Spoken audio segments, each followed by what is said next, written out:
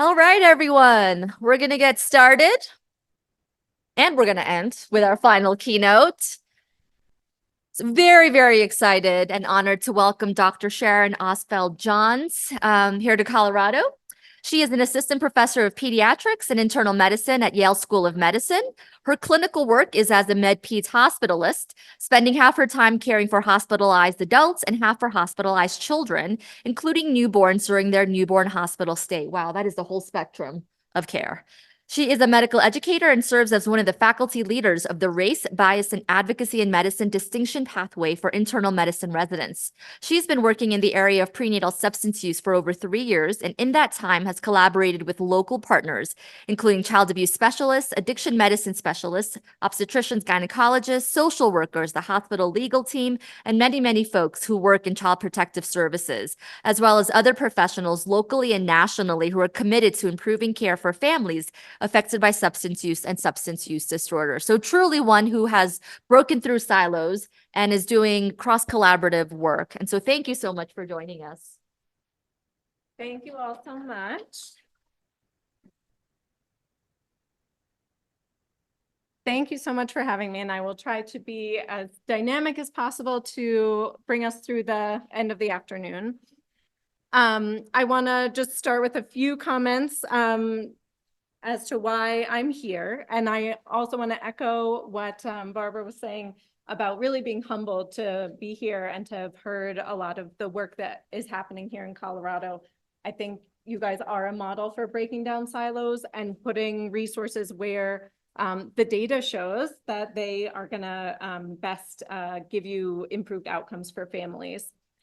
I want to also share a sentiment that was shared at the beginning of a presentation by one of your locals, Christine Gold, who presented at a conference about a year ago around this time that I was lucky enough to be at. And we do work in similar places related to toxicology testing, which is just to say that like it takes a lot of effort and time away from our own personal lives.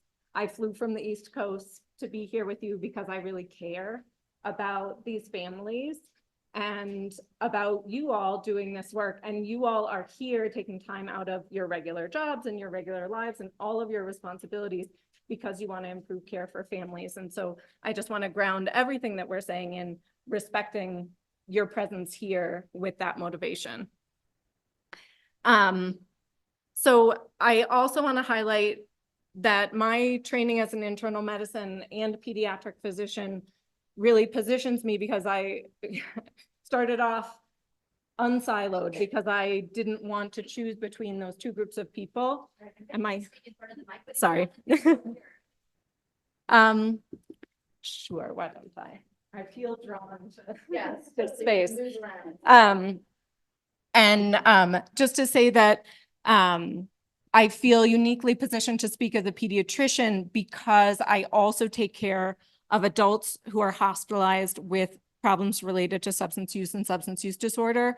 And having the experience of directly caring for those individuals allows me to recognize ways that I think we can help them as parents and caregivers in a way that's different from some people who have only pediatric experience or only take care of children in their clinical or professional work. I also feel like I have the joy of going last because I've been able to see all of the wonderful themes and consistencies and highlights from all of the presentations throughout the day. So I'm hopeful that you'll recognize them in my presentation and recognize kind of how we're all trying to chart the same paths towards success. All right, well, let's get started. So I'm talking about newborns with prenatal substance exposure and optimizing clinical care to reduce inequities. Overall, I hope to discuss the current evidence regarding substance use disorder screening and toxicology testing during pregnancy, contextualize breastfeeding decision-making in the setting of prenatal substance exposure, delineate the requirements of CAPTA care. This has nicely been done already, so I'm gonna hopefully breeze through that, but offer some ideas from how Connecticut deals with this. Reconsider the clinical utility of newborn toxicology testing. Also a place where I think my work has aligned with what's happening on a state level in Colorado, and evaluate the impact on inequities in care of instituting an objective testing protocol for newborn toxicology testing. So I like to start with my villain origin story because I think it really highlights for me some of the themes about this work and the patients that we take care of. So I took care of 2 newborns kind of back to back within a week. And after that, I was really locked into this, this patient population through the lens of toxicology testing, which led me to all the other areas that we'll talk about. So I took care of baby number 1, born at 38 weeks, average, normal delivery, normal pregnancy. Throughout the pregnancy, the mom had told her OB, I use cannabis and it helps with appetite and sleep. And she had been, based on that, she had had toxicology testing sent during multiple times during the pregnancy, including at delivery. All of those were positive for THC only. She had 2 older children and had no prior CPS involvement. At the delivery, social worker was consulted and there was no CPS referral made because there was no concern for harm or neglect. There was no toxicology testing requested on the newborn and I didn't order any, and the family was discharged together as planned. In this instance, mom was white and had commercial insurance. About a week later, I took care of another newborn, also born at term, vaginal delivery, healthy pregnancy, no issues. When the mom was handed her discharge paperwork by the nurse, she said, I really feel like I should tell someone. I haven't told anyone the whole pregnancy. Actually, I used cannabis and it really helped with appetite and sleep. So the OB team sent a toxicology test, which was positive for THC only.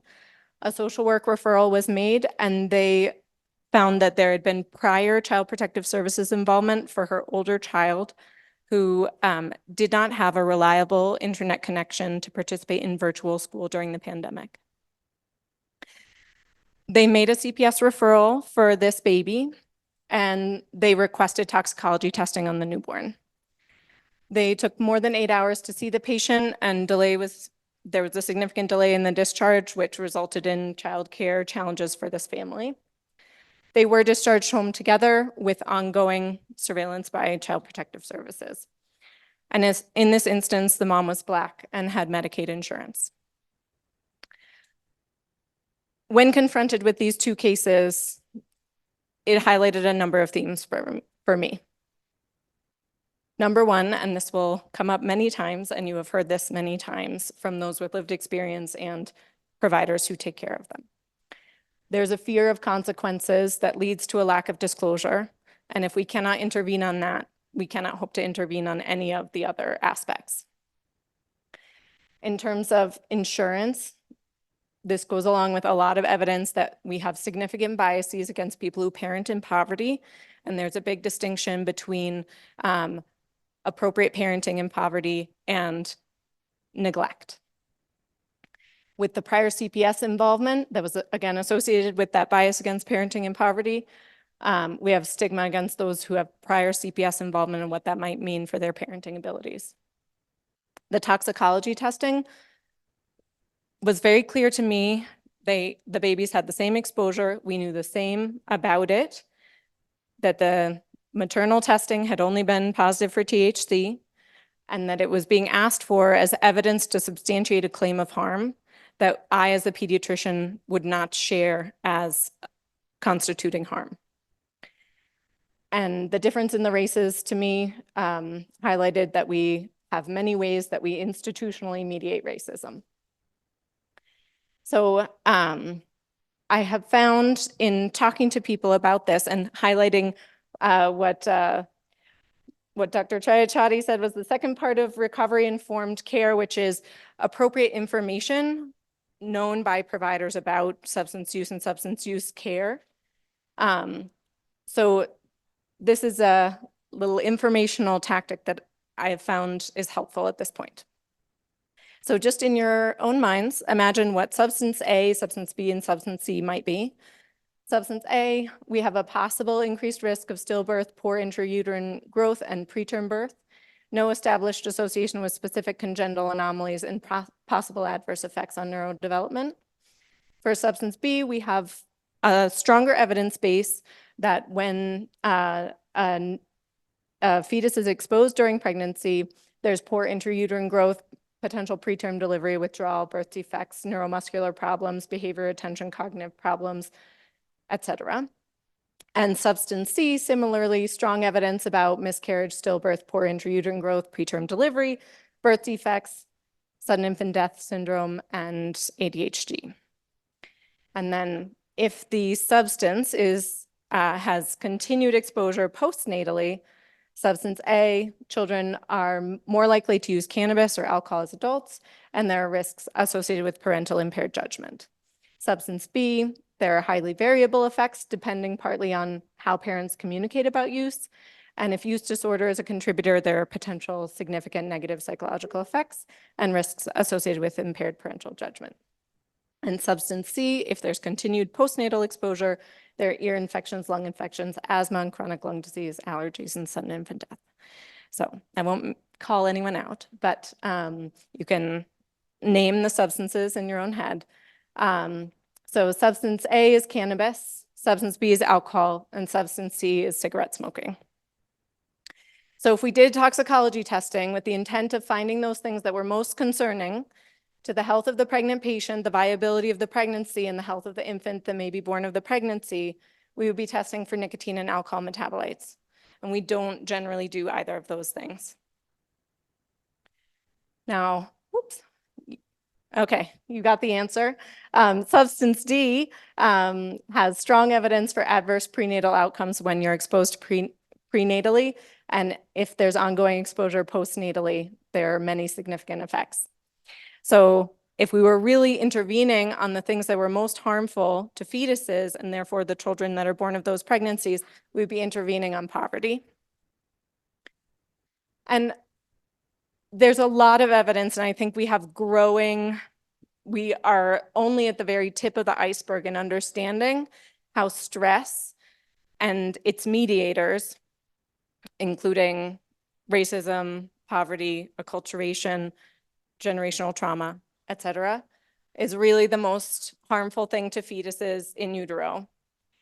This study looked at the effect of experience of discrimination and acculturation during pregnancy on the developing offspring brain, comparing populations of non-US born individuals who were pregnant and how they mediated that experience and whether or not they experienced subjective discrimination. And they found there were associations in the connectivity of the amygdala in the fetuses. There's a lot of conceptual frameworks about how prenatal stress affects children. And that is very much mediated by preterm birth, hypertensive disorders of pregnancy, and then other altered fetal development pathways. There's an ongoing study called UPSIDE, Understanding Pregnancy Signals in Infant Development, that's collecting biochemical samples throughout pregnancy and correlating them with questionnaires and developmental surveys they're planning up to 5 or more years for the children, and they're at the very, very beginning of that cohort. And this is one of the first papers out, associations between neighborhood stress and maternal sex steroid hormones in pregnancy and potential adverse effects for neurodevelopment and outcomes for those children. So I think that one thing that we can say is that stress is a primary mediator of harm to fetuses.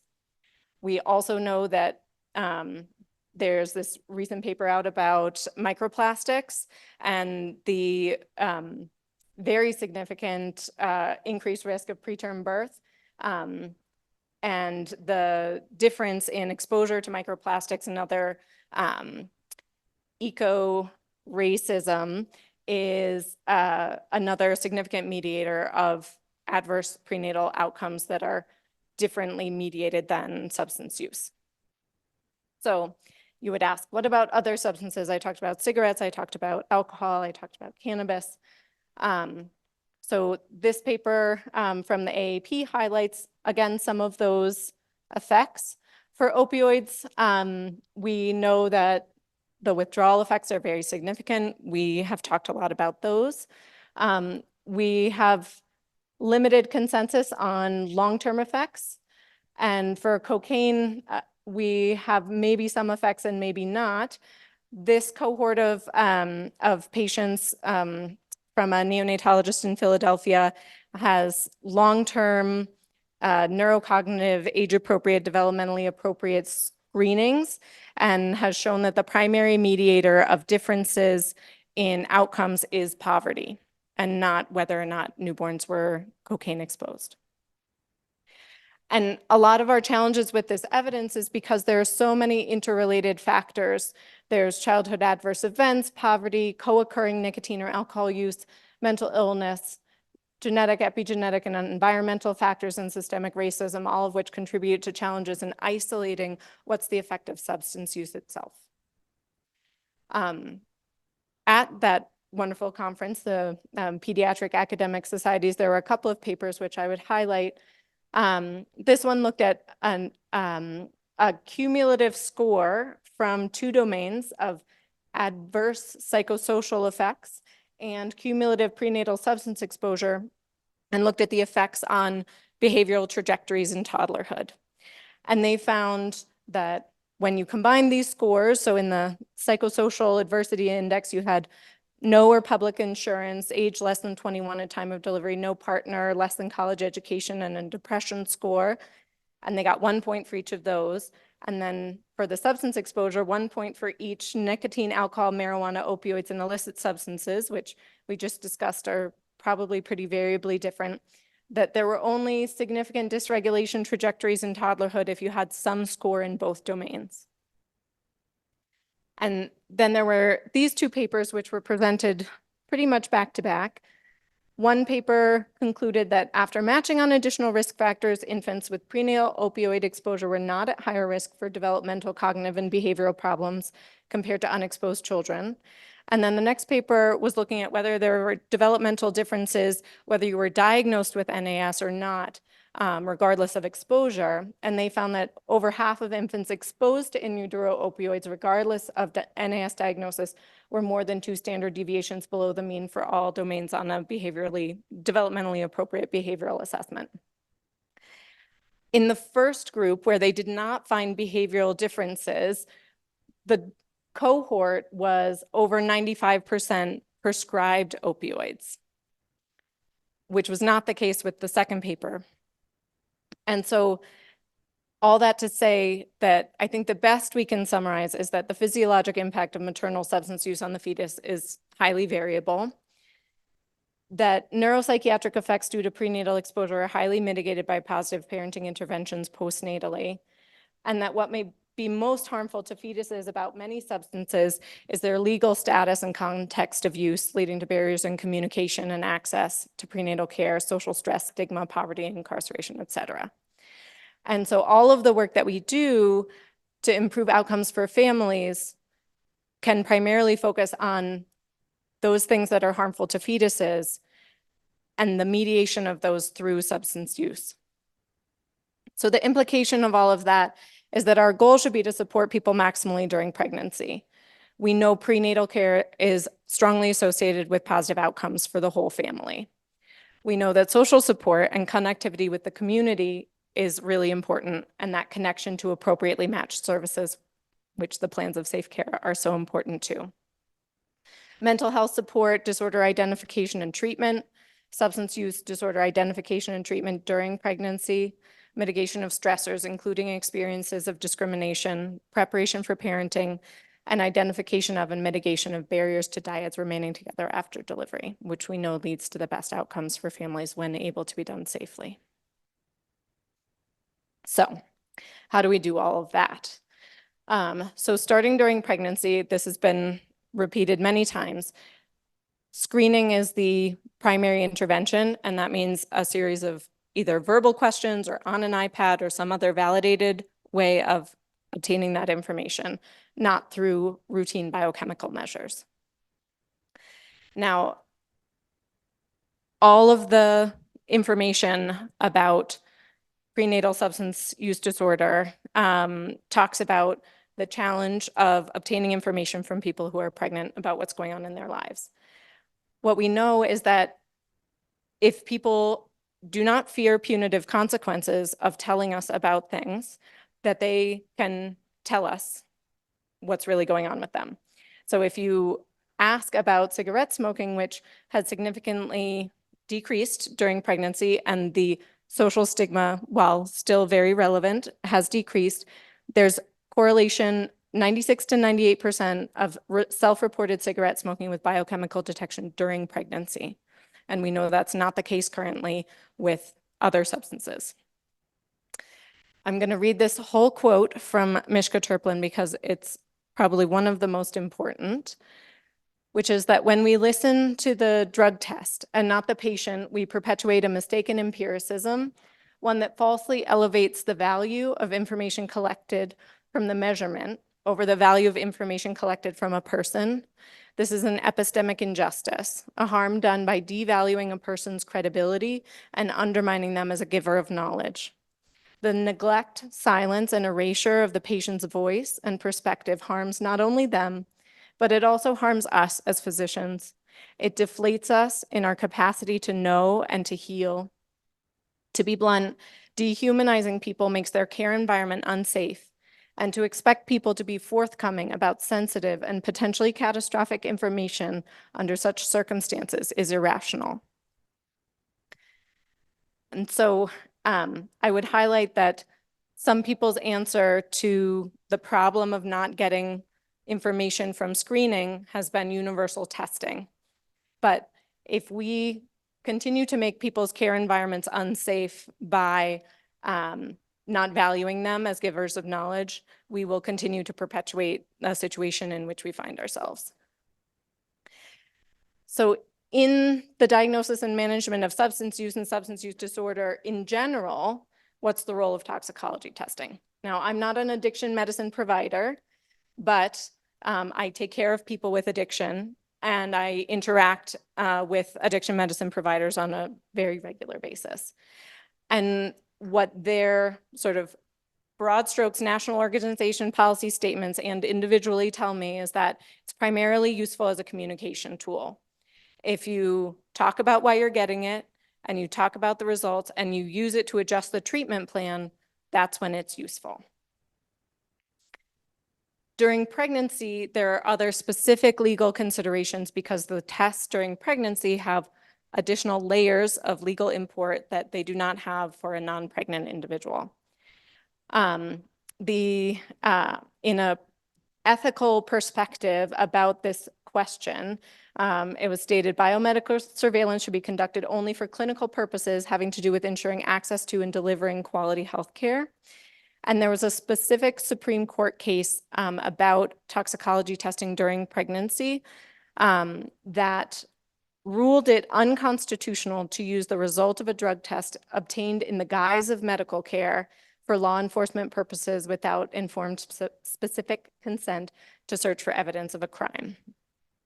Now, what I learned about that case from my legal friends, since I've been interacting with them a lot, is that the fact pattern in this case was very specific, that there was direct communication between obstetricians, child protective services, and law enforcement about who they tested and when and why.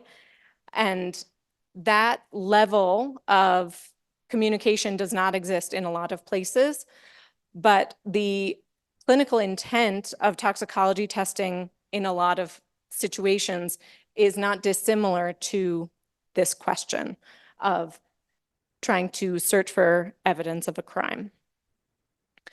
I always feel silly saying this, but it's very important to say out loud that routine drug testing in pregnancy does not provide valid or reliable information about harm or risk of harm to children. And when we use it in that way, we're limiting our ability to appropriately value other points of information that are more salient to people's ability to parent. We also know that there are significant disparities in who gets tested, when, and why. And if you look at this data, you can see that this is similar to the examples I provided at the beginning, which is that younger people, people of color, and people with Medicaid insurance are much more likely to be toxicology tested. And similar to other work in the child protective world, child abuse literature, if the situation is more black and white, disparities fall away, but it's the gray areas where there are more disparities. So if there's a known diagnosis of substance use disorder, those disparities are far less. So moving from toxicology testing during pregnancy to the delivery hospital stay. Now, as a hospitalist, I strongly believe, as other people have emphasized, in the potential for the newborn hospital stay to be a pivotal moment of change. If there has been a lovely plan of safe care and establishment of treatment during pregnancy, it can be a consolidation moment and a moment of joy and success for that new family. If there has been ongoing substance use through the time of delivery, it has the potential to be a transformative moment or a moment where there's ongoing fracturing of trust in the healthcare system. And I think if we can try for the former, we have the potential to be a lot more successful overall. So all that to say, right now in where we are in the, I would say, continuing rising action of the opioid epidemic, that rates of treatment for opioid use disorder, especially during pregnancy, are not optimized. There are many barriers and gaps in care, which we all know about. We should expect and hope to see increased rates in newborns delivered after pregnancies during which methadone or Suboxone are used. And so we need to maximize our skills for Eat, Sleep, Console for those babies. I am coming from Yale, so I'm coming from the origin of Eat, Sleep, Console. And I want to highlight that this recent multi-center stepped wedge cluster randomized controlled trial found exactly the same things that the original quality improvement work did, which is that it decreased the rates of need for pharmacologic treatment and decreased the length of stay. And there were no adverse events detected in either the quality improvement study or this. So what does that look like? You all know that we used to do the Finnegan scores, and there were a lot of not patient-centered numbers that would add up to people getting pharmacologic treatment. So instead, we focus on babies being babies, and what do babies do? They eat, they sleep, they should be able to be consoled. Although as the parent of a firstborn who did not ever not cry if he was not being held, I don't know about that. I would really emphasize that in the original quality improvement work, where a significant decrease was seen in pharmacologic treatment, was when this empowering message was provided. And someone showed the Boston Academic Center pathway algorithm that it sounds like some of the hospitals here use. And I did not see that right at the top, where it says, you're telling parents, you are the best treatment for your child. You are the reason they are going to be consolable when they are skin to skin with you, when you are in the room with them, when you are singing to them, when the lights are low, when you're rocking them. And that is a really important piece of Eat, Sleep, Console. More phrases I like to use. You're doing the best thing you can. Being on the medication during pregnancy was the right choice. You're so strong to be able to help her in this way. She's going to get through this. You're going to get through it together. And if being on the medication during pregnancy was not the situation, then figuring out alternative ways to say these messages for parents who are taking care of their babies. I mentioned this in a session earlier. The compassion model is being piloted across the state of Washington by Vanya Rudolph and colleagues. which along with other compassionate ways of engaging people who are diagnosed with substance use prenatally, includes a 5-day zero separation delivery hospital stay for both mom and baby. So if people have ongoing substance use through the delivery and are interested in engaging with treatment, they stay hospitalized to be treated for withdrawal, stabilized on medications, and they stay with their babies. And they've had incredible success with this. And families are able to go home together, often with the support of supportive housing situations, mother-baby dyads. I'm going to skip over some of the breastfeeding stuff. I am a international board certified lactation consultant, partly because of my engagement with this work. So I think there are a few things that are more important, and we know that breastfeeding, when done safely, decreases rates of withdrawal, decreases the rates of need for pharmacologic treatment. And I think there's a lot of potential, as I skip through these very important slides, for people who have engaged or in early remission from substance use disorder on medications, that breastfeeding support as an adjuvant for substance use disorder treatment, for them to be able to say, I'm doing something positive with my body. This is a parenting choice I'm making, and I'm supported in doing that. I think that's a really important tool that's underexplored. New Academy of Breastfeeding Medicine guidelines in the setting of substance use disorder. I encourage you to read them. They have very readable tables and strong guidance for these situations. And I'm going to highlight two things. One is that breastfeeding is a human right.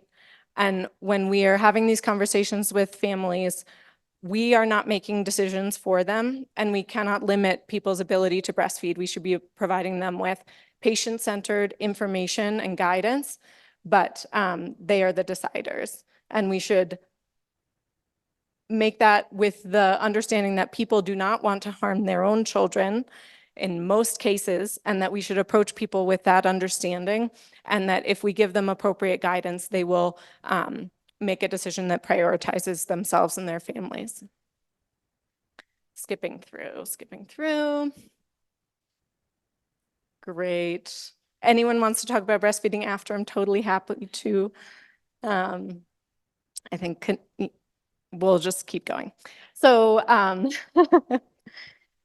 so it was very nicely outlined. What is CAPTA CARA? These are the same messages.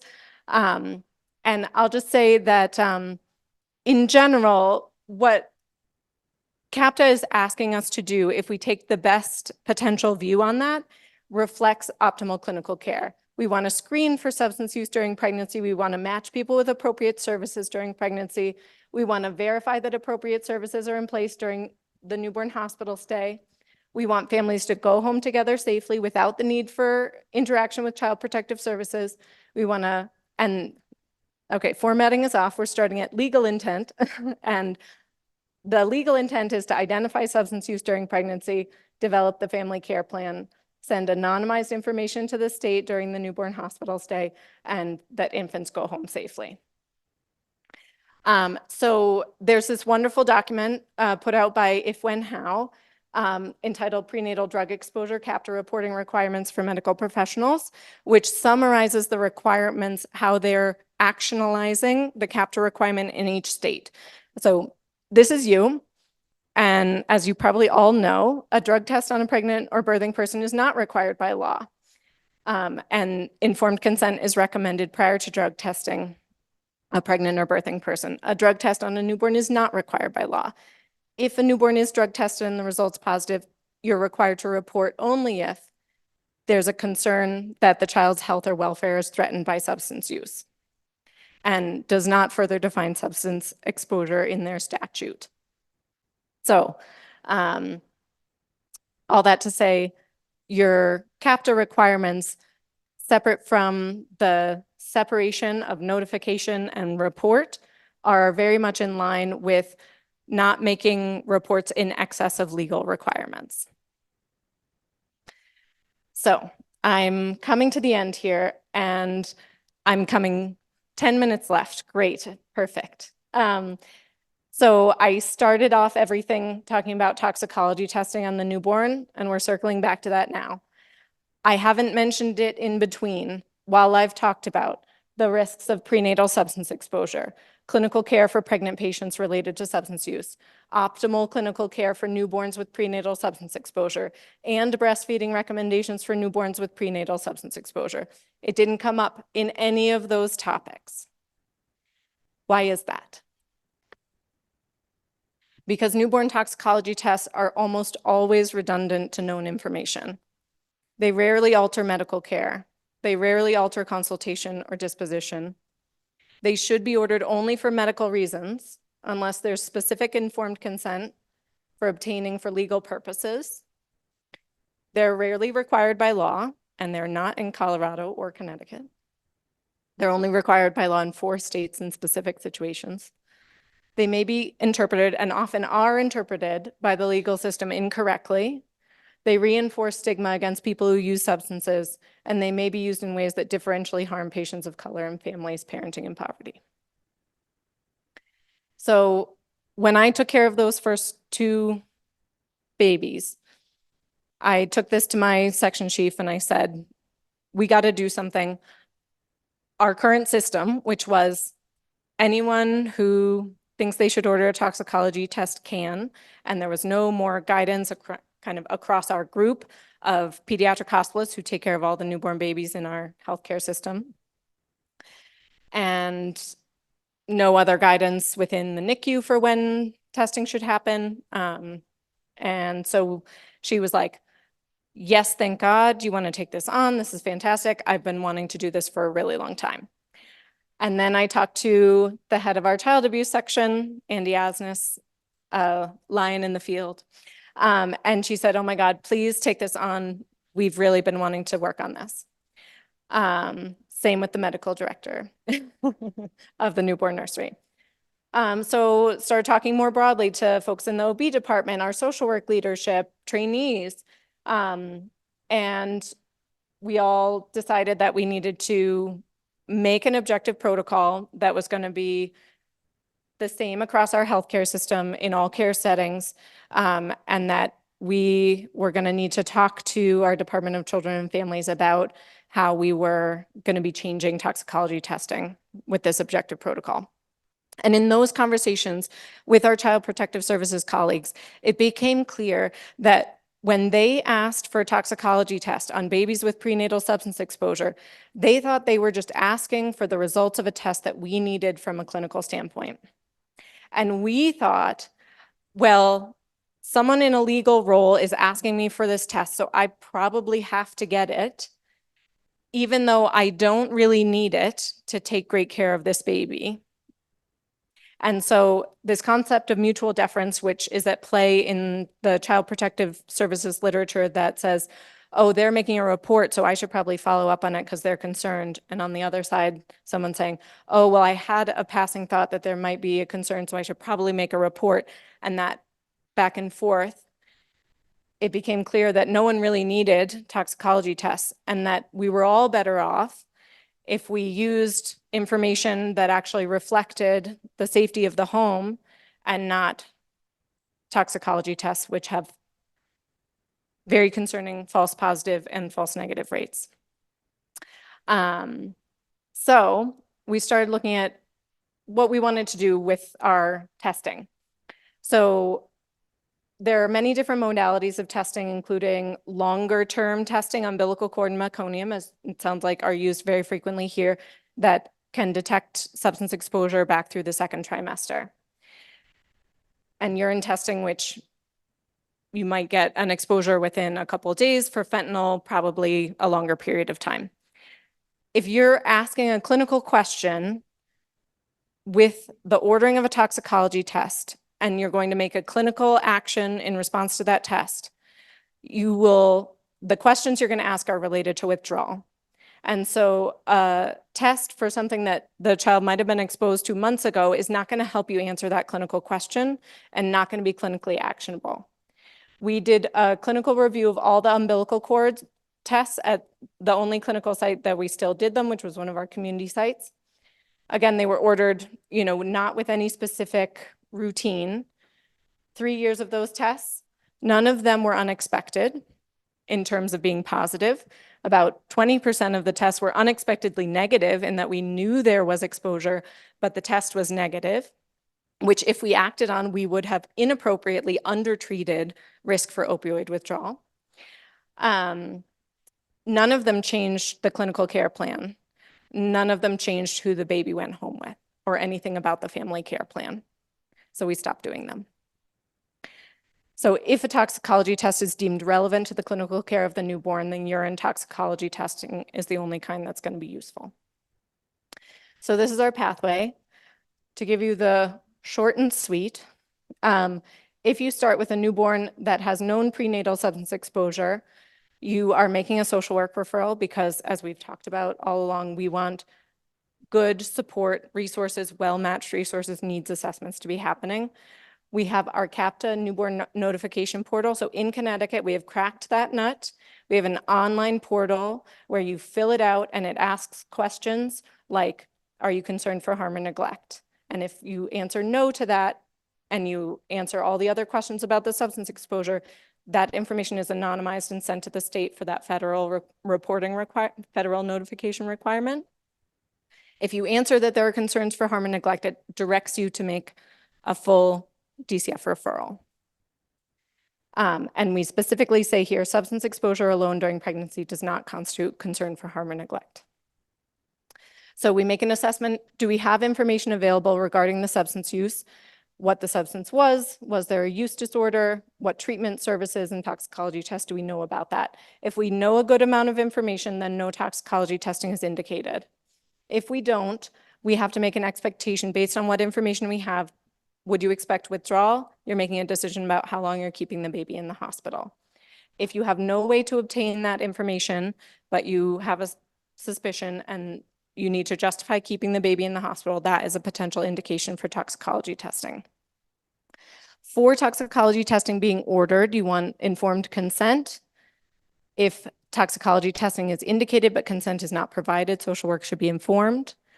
And if consent is not provided but testing is deemed necessary to preserve the health or life of the newborn, including situations where testing would avoid other potentially invasive diagnostics, it should be performed regardless. Like all other pediatric care, there's a limit to what we allow parents to decide and not decide. And so we require informed consent up until the point where we don't. Since we've put this in place, there have been no situations, after having surveyed recently my neonatology and peds hospital medicine colleagues, no situations where a toxicology test has been indicated and consent has not been provided. So this is not a barrier to getting toxicology tests when needed. Just to go very briefly back, if we have new signs of withdrawal in a baby with no known exposure, we take a substance use history and start the NOWS care pathway. Toxicology testing would be indicated if the child does not respond to non-pharmacologic interventions. So this is very similar to your state level guidance about when toxicology testing might be indicated. Specifically, the example I just gave is similar to point number 1 if a newborn exhibits symptoms consistent with intoxication or withdrawal that are otherwise unexplained. So with putting our protocol in place, we wanted to know what the effect of it was compared to how we were ordering tests previously. So of the newborns at our hospital, about 50% are white, 15% are Black, 20% are Hispanic, and about 60% have commercial insurance versus 35% who have Medicaid. Beforehand, we were getting tests in about 2.5% of all newborns. We were over-testing our Black newborns by a factor of 2 to 1. We ordered 30% of all the tests in the 15% of the population who were Black. And very starkly for Medicaid, we ordered 92% of all the tests in the 35% of newborns who had Medicaid insurance. Now, the tests were about 1 in 2 chance to be positive, but the tests ordered in Black newborns were less than half as likely as white newborns to be positive. So we were over-testing Black newborns who had negative toxicology tests. We also found that we were significantly over-testing disproportionately testing Black newborns who were positive for cannabis only. And the vast majority of the white newborns who we were testing were positive for medications for opioid use disorder only. When we started talking about this, you can see just with coalition building and conversations beginning, our rates of toxicology testing decreased significantly. When we put the protocol live and made it as a pathway, we have consistently made our toxicology testing near zero. When you look at by race, again, we were over testing Black newborns predominantly, and coming out to the end of last year, we've consistently decreased toxicology testing across all groups. Same with insurance. We wanted to make sure people still got social work referrals. We thought we were making low yield, unnecessary DCF referrals for families who did not benefit from those situations, and we found that we decreased DCF referrals in our total population of newborns. We wanted to make sure we did not have new safety events with this protocol. Would newborns be returning to the hospital with untreated or uncontrolled withdrawal symptoms? We had existing data collection metrics from the quality improvement projects related to Eat, Sleep, Console. We did not identify any newborns who met that criteria before or after. And similarly, within our child abuse section, ongoing data collection metrics to identify children presenting with neglect in the setting of ongoing parental substance use. We did not identify any new cases after this was put in place. So, key takeaways for newborn tox testing: generally not necessary to provide optimal clinical care. When it is clinically indicated, urine testing provides actionable clinical information. Informed consent should be obtained. Implementing our protocol resulted in significantly decreased rates of testing across all groups, and differences between groups became minimal. And in enacting a practice guideline with these key messages, we did not see safety events occur as a result. So these lessons learned, I think, are very similar to other things that have been highlighted throughout the day. Look at the process from all angles and cast a wide net for stakeholders. Consolidate your local support and reach out from a position of strength. Try to mobilize and find champions in every group. Share information before concluding what others will decide. Center the patient and family in all aspects where stakeholders are in conflict, and engage diversely, and ensure education occurs from trusted local sources. I'd like to thank you and all of my wonderful partners in this project. Thank you so much. Thank you so much for a really comprehensive overview of equitable care of infants and families affected by substance use. We'll open it up for questions and comments. All right, I'll get us started. So in terms of your tox testing guidelines, you've got some real edgy components to it. You know, we're trying to do that here in Colorado. It's not easy, right? So you've got absolutely much more equitable criteria, right, for when testing is indicated. Very few instances actually when, especially for the newborn, testing's even indicated, and there's informed consent that you've embedded into there. How did you get everybody on board? Because I'll tell you, we've been trying to do this for a couple of years, and on this campus, we have two lovely birthing facilities. We ended up with two different, similar, but different tox guidelines because we could not get all to agree.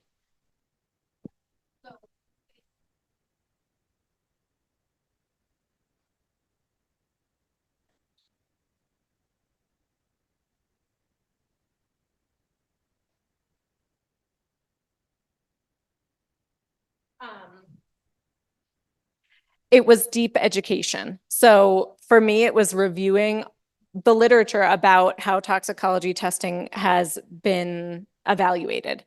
If you go back and look at the original papers that developed meconium testing and umbilical cord testing, those papers in the introduction say, the reason we're doing this is because people do not tell us what goes on in their lives during pregnancy. And so our response to that is to develop a new way of finding out objectively. And so all of the literature about toxicology testing, even the idea of concordance, so all of these papers that look at concordance between maternal and fetal testing, if you're looking at concordance between meconium testing and maternal testing, which is urine testing, usually at the time of delivery, there's many good reasons why those may not be concordant. There are many different use patterns which would lead to differences in maternal testing patterns and newborn testing patterns.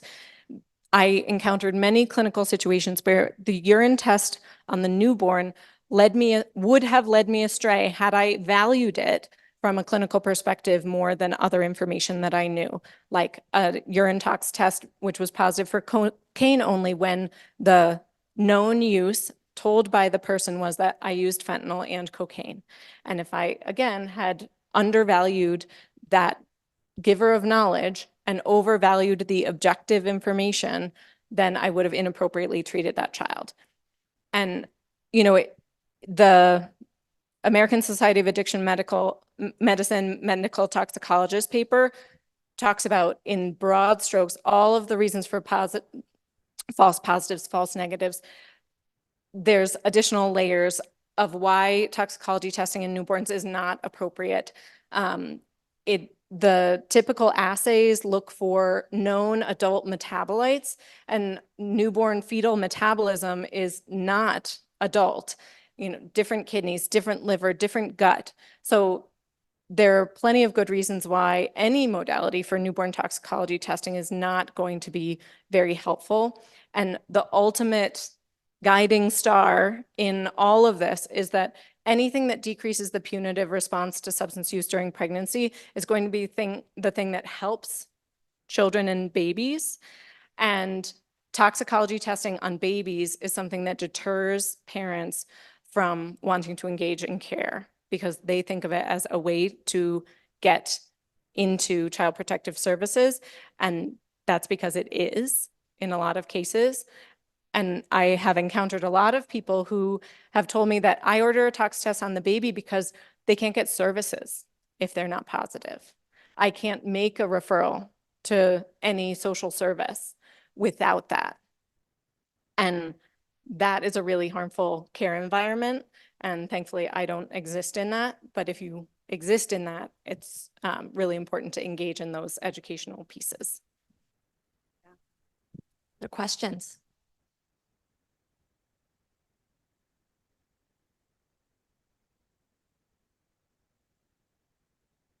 Thank you. I actually had a question similar to what we just discussed, but I feel like we currently have protocols, though somewhat different at both hospitals. But I feel like our ability to get buy-in from all the providers is not there yet. And so I would love to hear from you if you have any tips of how did you go through with getting buy-in from all the providers that work at your facility to actually stick to these guidelines. Oh, you can meet me halfway. Okay.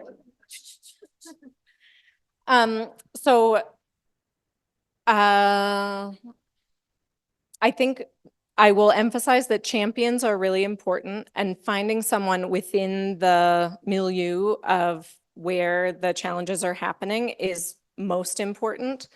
I was fortunate enough that within my own care group, the pediatric hospital, the section of Peds Hospital Medicine, we were very much all on the same page to start off, which is not to say that when we were having conversations with our nursing colleagues, our social work colleagues, with DCF colleagues, neonatologists, et cetera, that everyone was on the same page. But doing similar presentations to this and really, again, focusing on the literature. And again, before this, I did a lot of work related to clinical reasoning. So thinking about pretest probabilities, probabilistic reasoning, where does that test get you in your thinking? Have you tripped a treatment or diagnostic threshold, or are you low enough on that post-test probability that you don't need to do any more testing? You have high confidence about what's going on. I think focusing on that, newborn toxicology tests do not add new clinically actionable information in the vast majority of situations. And if people think that they are, then you need to query those cases where they think they are adding new information and really find out, did it add new information? Because in general, in my clinical experience and the evidence, we know that something is going on during pregnancy in situations where it is relevant to our clinical care of the newborn.